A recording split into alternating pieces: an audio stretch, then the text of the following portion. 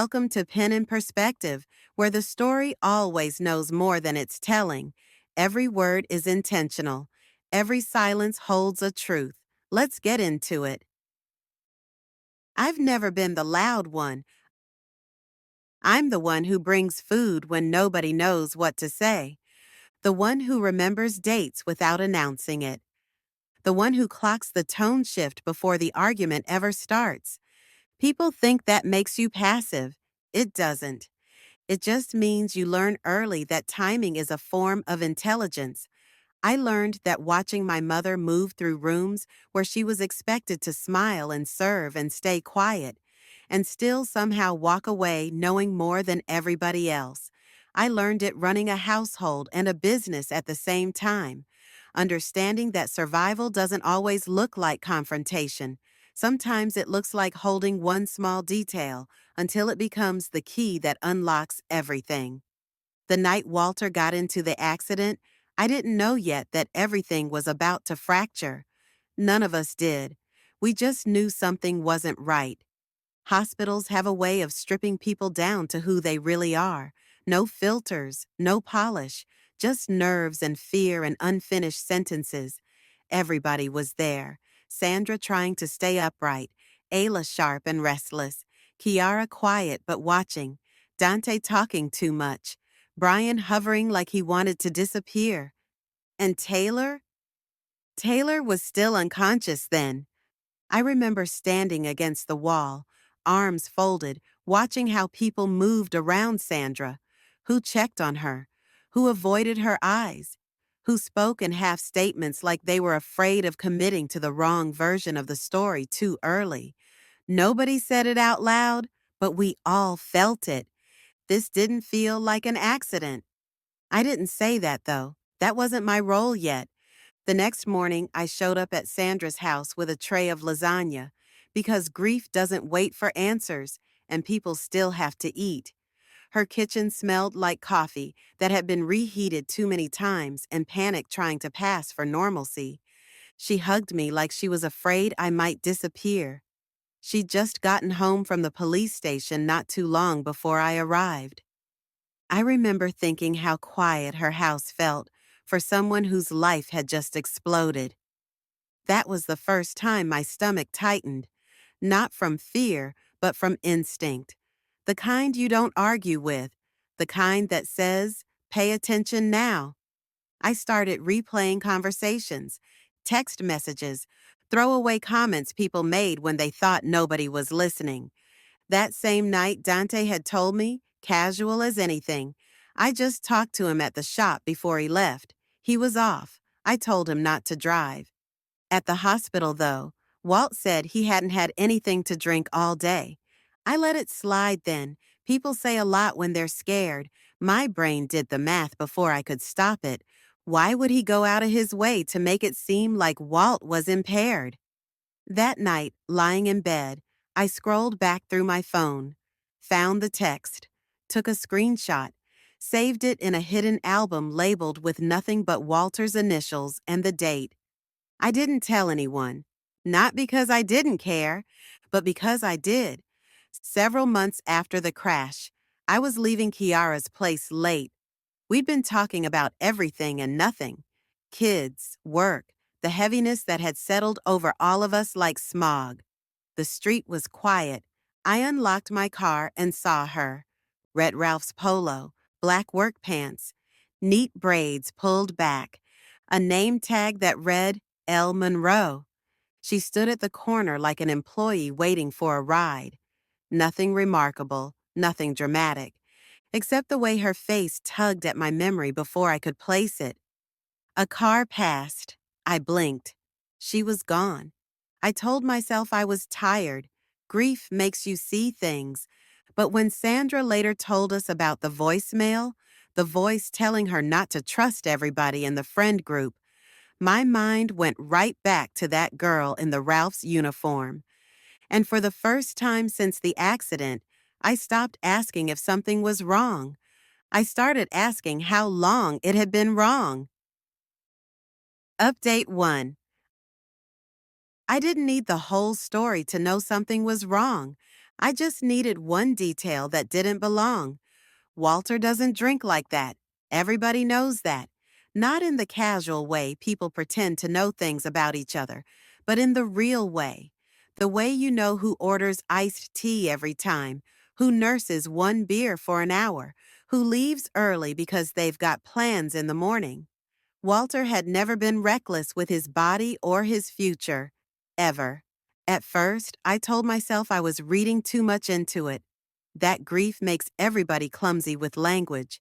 That people reach for explanations when silence feels unbearable. But then Walter's real blood alcohol report came back clean, and Dante didn't adjust his story. That's when my unease stopped being abstract.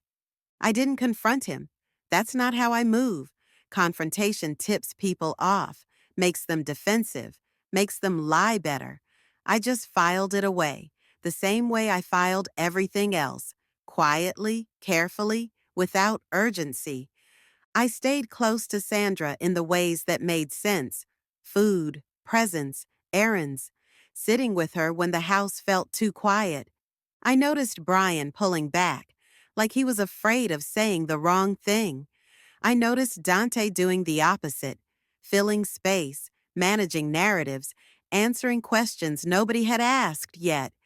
I didn't accuse. I observed.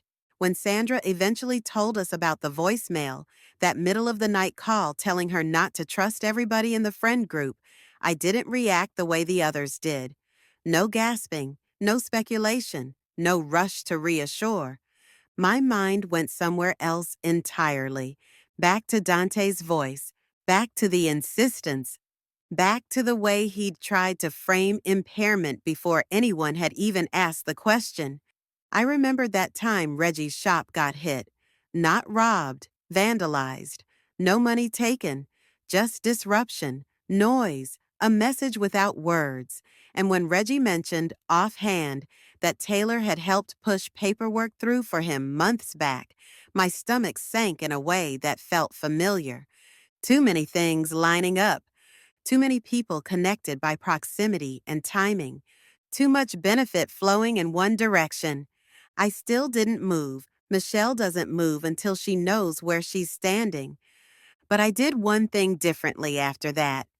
I stopped giving people the benefit of the doubt automatically. I started giving it conditionally. And when I finally decided to act, it wasn't loud. It wasn't dramatic. It didn't involve threats or confrontations or grand declarations. It involved a note, 3 words, written carefully, left where it would be found.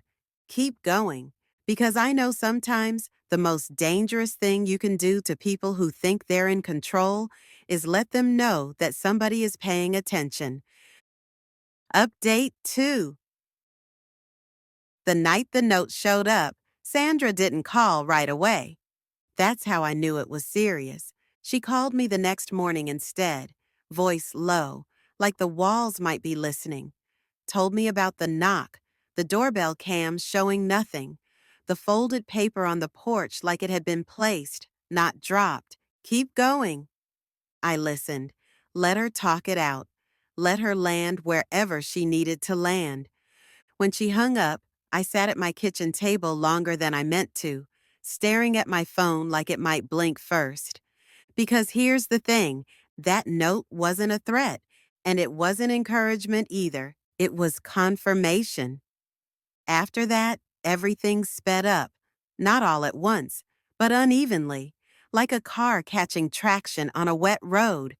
Brian got touched, not publicly, just enough to scare him, enough to hurt.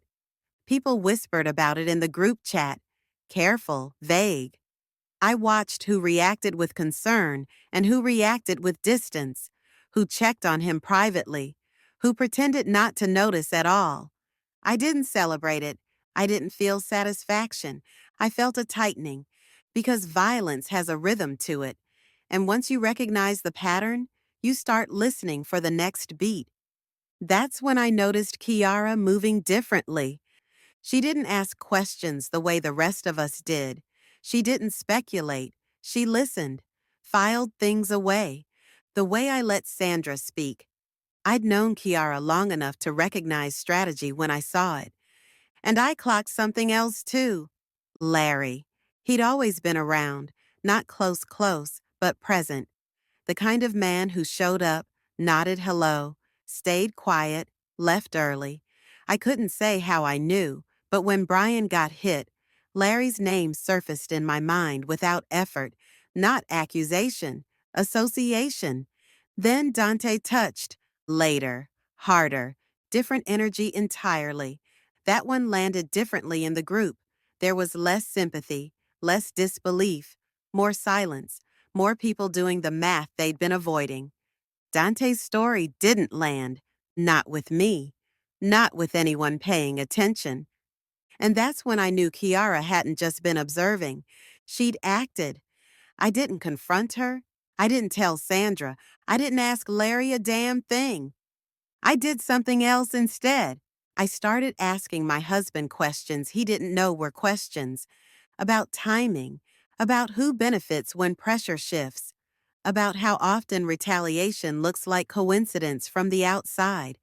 I asked myself harder ones about how long I'd been watching without intervening, about what silence protects and who it protects.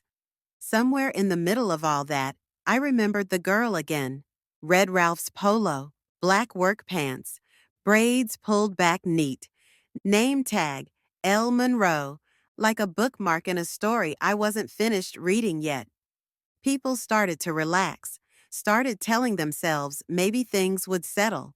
Maybe the worst had already happened. That's when I knew it hadn't, because pressure doesn't disappear, it redistributes. And everybody in that circle, whether they knew it yet or not, was standing on shifting ground. I still hadn't told anyone about the screenshot, or the hidden album, or the way Dante's words never changed even when the facts did. I wasn't waiting out of fear. I was waiting because timing matters. And when the moment came, when the truth started surfacing whether people were ready or not, I wanted to be sure that when I finally spoke, I wouldn't need to raise my voice. Final update. The expose didn't hit like thunder. It hit like gravity.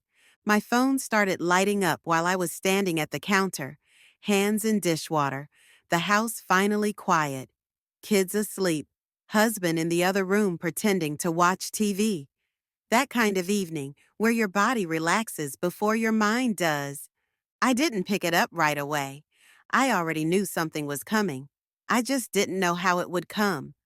When I finally dried my hands and looked, my stomach dropped. Walter's name, big, centered, unavoidable.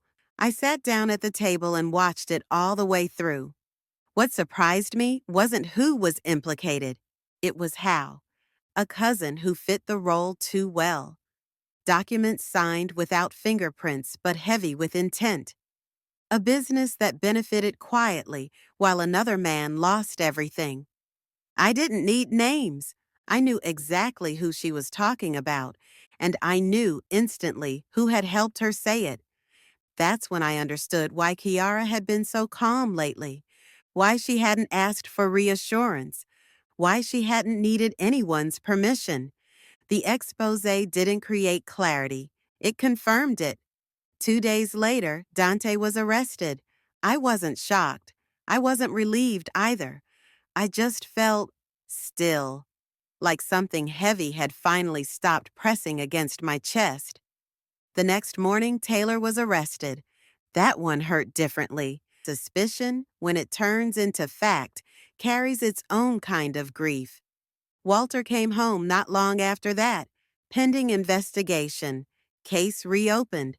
Language careful. Apologies non-existent.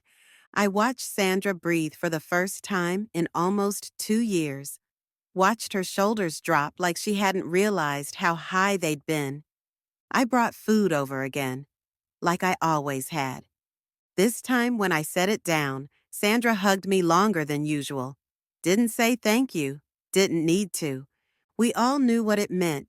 When Brian finally sat everyone down, when he explained, halting and ashamed and raw, I watched Ayla surprise the room. She forgave him, not softly, not cautiously, completely. The room froze when she said it. People looked at her like they were waiting for the punchline. But there wasn't one. She forgave him because he'd gone to T. Greaves, because he'd tried to fix what he'd helped break, because remorse, when it costs you something, still matters to her. I didn't speak. I watched Brian cry like a man who hadn't realized how heavy his guilt was until it had somewhere to go. And that's when I decided something. Some truths don't need to be announced. Some protections don't need credit. That night, after everyone left, I went back to my phone, to the hidden album, to the screenshot, to the date stamped in small gray letters under Walter's name. I didn't send it. I didn't delete it either, because my role was never to expose. It was to remember. Before I went to bed, I stepped outside to get some fresh air. The street was quiet. That familiar, tired LA quiet again. I was on my porch swing, lost in my thoughts. And for just a second, across the way, I thought I saw her again. Red Ralph's polo, black pants, braids pulled back neat, name tag catching the light. Elle Monroe. She looked at me, didn't nod, didn't smile. She was just there. I blinked 'cause what the fuck? And then she gone again. I didn't chase the moment. I didn't question it. Some things aren't meant to be followed. They're meant to be witnessed. I went back inside, locked the door, and turned off the light. I didn't feel scared. I felt settled because everyone thinks the loudest person changes the story. They're wrong. It's the one who remembers everything and knows exactly when to speak that decides how it ends. Epilogue. T. Greaves doesn't believe in coincidence. Projects moving without their usual fingerprints. Revitalization plans that skip familiar intermediaries. Mixed-use spaces being whispered about without the standard names attached. Dante's name wasn't on them yet. No one's name was. But Greaves knew the difference between innovation and omission. And this felt like the second one. So when Brian texted him that night to come to his place from the hospital parking lot, instead of just saying what needed to be said in front of everyone, T headed over. Brian didn't tell the story cleanly. He didn't need to. Dante had asked him to sign something. Brian didn't know what it fully was. He just knew it wasn't nothing. And when Walter's blood alcohol level came up, T felt the click in his chest. That was the tell. Because Walter doesn't drink like that, and systems don't move that fast unless someone is pushing. T didn't go home after Brian's house. Marcus listened the way he always does, quiet, focused, already rearranging the board in his head. From that moment on, they split the work. Marcus moved where institutions listen. Greaves moved where the ground remembers. He went back to the intersection. He stood where the skid marks should have told one story but told another. Angles wrong, distances inconsistent, damage patterns that didn't match the narrative being fed. Then he knocked on the shop door, asked about cameras, didn't push, didn't threaten, just listened, and on his way back to his truck, he got jumped. 2 people. Quick, efficient, no message, just enough pain to say stop looking. They thought it would be light work. They were wrong, he told Marcus, because that was confirmation, not intimidation. After that, everything sharpened. Reggie's barbershop getting vandalized told him more than words ever could. And when Brian and Dante got touched, T didn't need a confession. He knew Larry's family, knew how his brother moved, knew who would handle something personally instead of outsourcing it, which meant Kiara was closer to the center of this than anyone realized. Greaves never said it out loud. He didn't need to. He grew up learning how to stay clean without being soft. He looks like someone who's done time, but he never has, because he learned early that the law is loud and survival is quiet. Numbers made sense to him. Movement made sense to him. People made sense once you stopped listening to what they said and started watching what they avoided. Marcus kept him clear when it mattered. T returned that loyalty by never wasting it. He works for Terrell sometimes, contract work, the kind that doesn't show up on paper. Terrell doesn't ask for miracles, and he asks for clarity. And Greaves is good at that. He's known the friend group a long time, not as one of them, as someone adjacent, close enough to protect, far enough to see.